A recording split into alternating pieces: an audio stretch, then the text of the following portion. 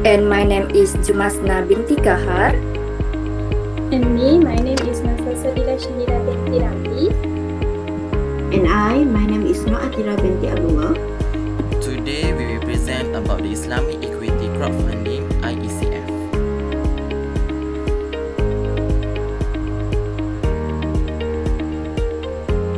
Okay, so first let's understand what Islamic Equity Crowdfunding or I-Ecf actually means.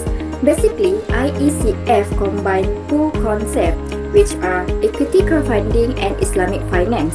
So, starting with equity crowdfunding or ECF, it is basically a way for a business to raise funds from a large number of investors through an online platform.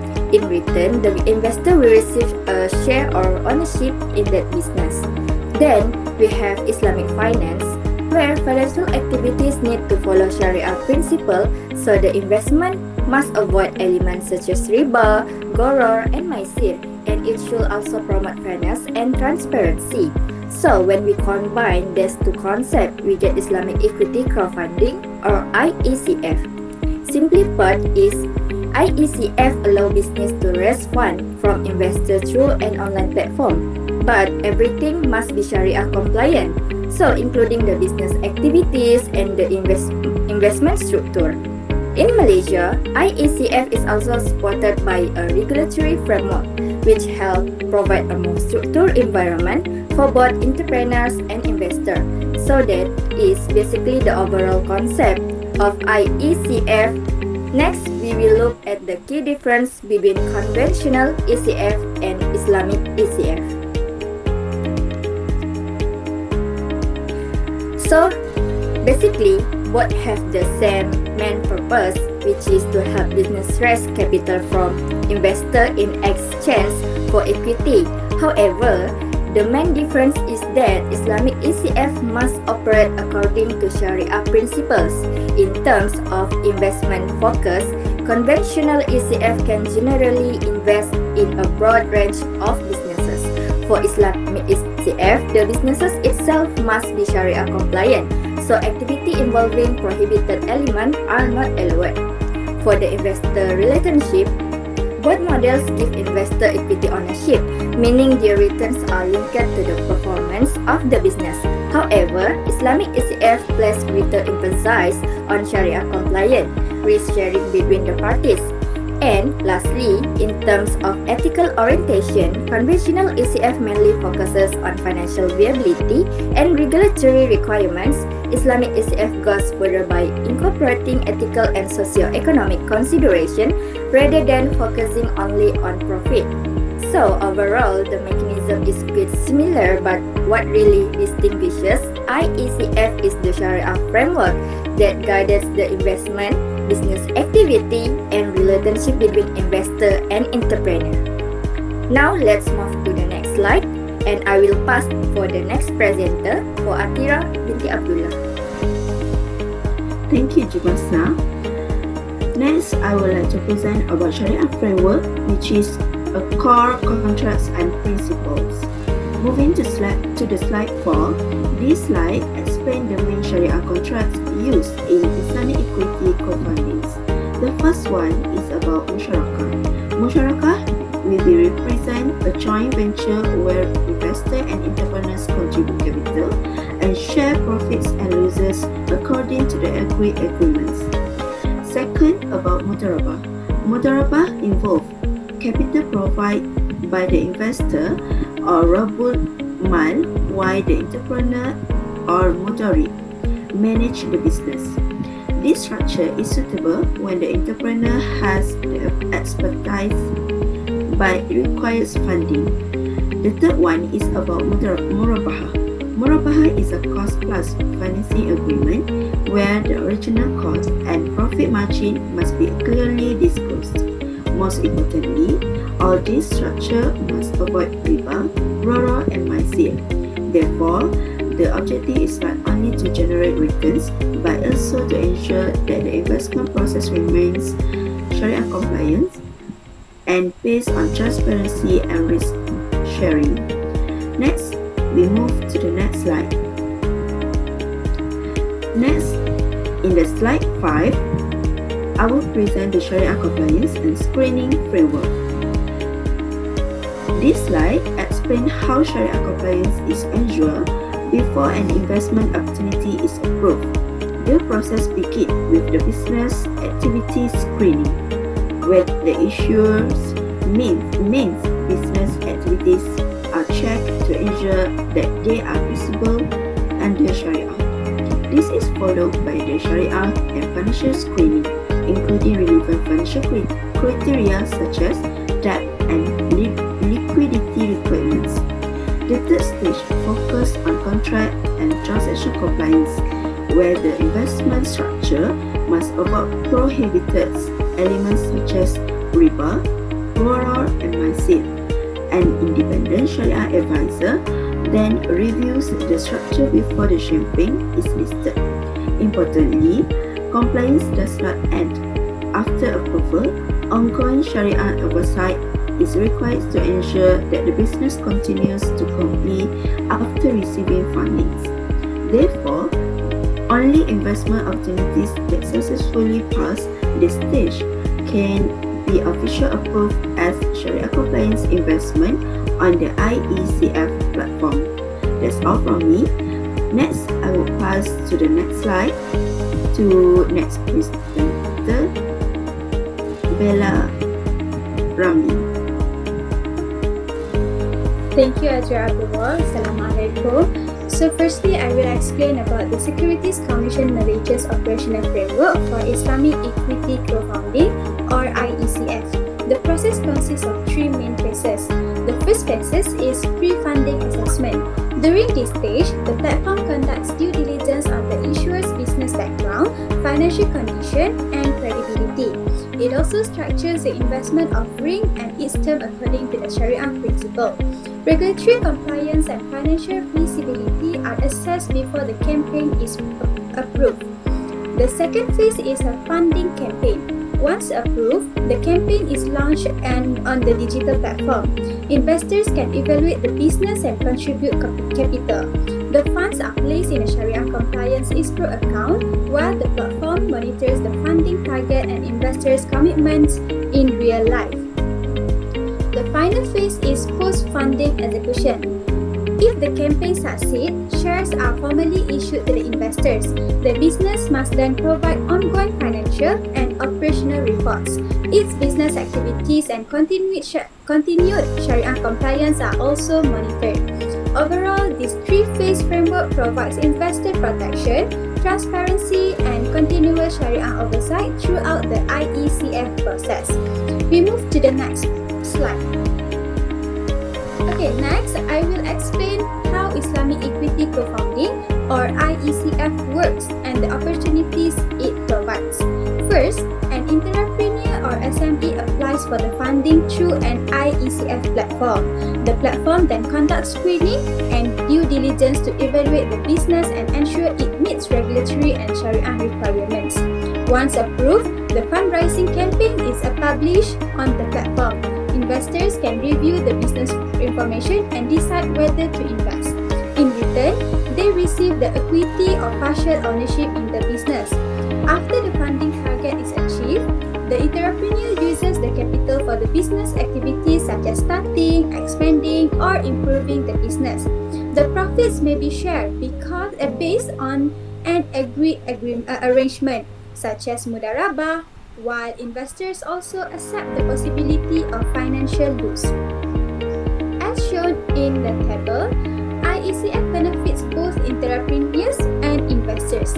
Entrepreneurs gain access to alternative financing without depending heavily on conventional loans. They can also reach a wider pool of investors through a digital platform. For the investors, I-Ecf provides access to private and early-stage businesses. It allows them to participate in business growth and diversify their investment portfolio across different companies. In conclusion, I-Ecf connects businesses that require capital with investors seeking Sharia-compliant investment opportunities. However, proper screening, transparency, and strong Sharia governance are important to protect investors and maintain confidence in the platform. Next slide. Next, I will discuss about the ATHIRAH Plus as a practical example of Islamic equity crowdfunding or I-Ecf in Malaysia. Actually, ATHIRAH Plus is a recognized multi-asset equity crowdfunding platform that operates within Malaysia's fintech ecosystem. It provides Sharia-compliant investment opportunities, particularly for ethical investors who want to achieve financial returns while also creating positive social and economic impacts. In terms of Sharia and regulatory practice, ATHIRAH Plus operates according to the guidelines established by the Security Commission Malaysia. The platform also uses an independent Sharia advisory board to assess whether its investment campaigns comply with the Islamic principle. Before a campaign is publicly listed, it must undergo screening and approval. This process helps ensure that the business activities, financing structure, and use of the funds are permissible under Sharia. In its practical application, ATHIRAH Plus allows micro, small, and medium enterprise or MSMEs to raise capital from a wider group of investors through a digital platform.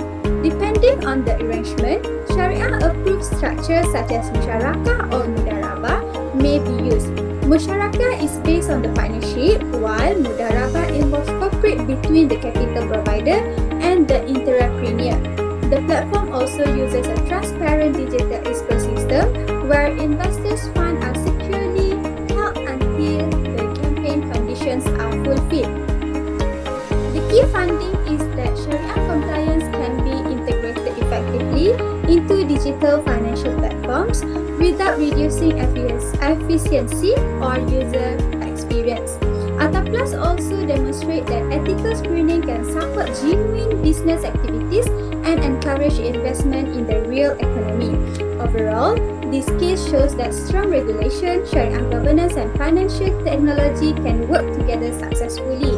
It allows provide a strong foundation for analyzing how I-Ecf contributes to Sharia-based economics development. I pass to the Danial Alif to continue the presentation.